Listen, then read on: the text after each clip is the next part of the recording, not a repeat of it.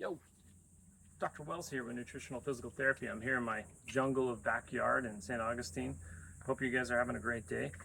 We got a cool research article. This one's for our personal trainers, our sports physios, and this one's focused on looking at energy and timing of meals around resistance training. I know it's been popular the last probably year or two, looking at, can I fast? And if I do fast, does it improve my exercise outcomes or does it hinder my outcomes? We know some of our data presented in our board-approved courses talks a little bit about exercise training low, right? Looking at fasting and exercise and how it can sometimes hinder performance, particularly aerobic performance. It also can affect immunity, right? So we know that it can suppress an immune response, but what about resistance training? So new research study by King et al. In the European Journal of Sports Science. It's a randomized crossover trial. It was a cool study. Sample size is a little small, 16, and they only do maybe 3 interventions overall. So it's a little smaller study, but it kind of gives us a little bit of insight, right? So with this, they do 3 different sessions. They train basically 3 sets at 80% of 1 rep max until failure with 4 different movements. One is a back squat. Second is a bench press. Third is a prone row, so basically like a bent over row, but maybe laying flat on the bench, and then a shoulder press, right? So some common movements that we see in our fitness-related prescriptions or exercise prescriptions for just even the general population, right?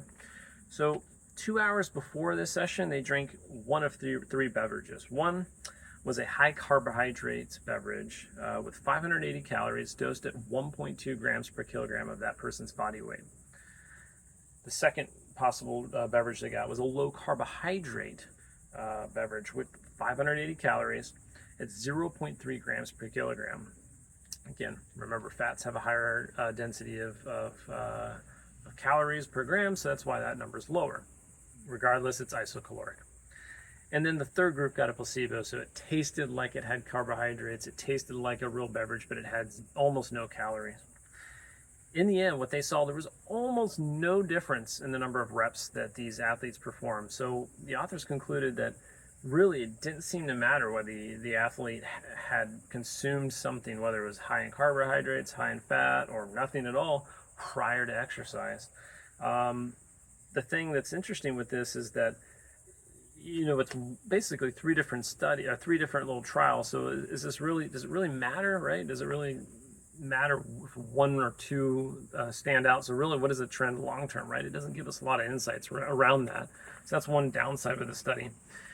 One noticeable thing is I did see a little bit more of a trend with a little larger effect on lower extremity movements like back squats, but unfortunately, again, there wasn't enough, I think, power to really see that difference, and there wasn't enough time to really see that difference. So I'd love to see a study like this done more long term, and we know from other studies that it doesn't typically, like fasting before resistance training or before exercise, doesn't typically affect muscle mass, but what we do see, particularly in some other studies looking at lower extremity movements like squats and deadlifts, is it can have an impact on the number of reps in some of those other studies for lower body, but not upper body.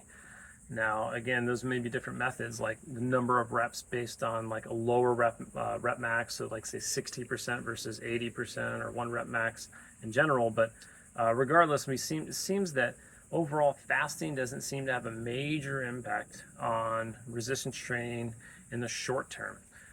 And as for the long term, we have to wait and see. So come back for more. We have a lot of this stuff in our board-approved courses. Check us out at nutritionalphysicaltherapy.com. Make it a great day.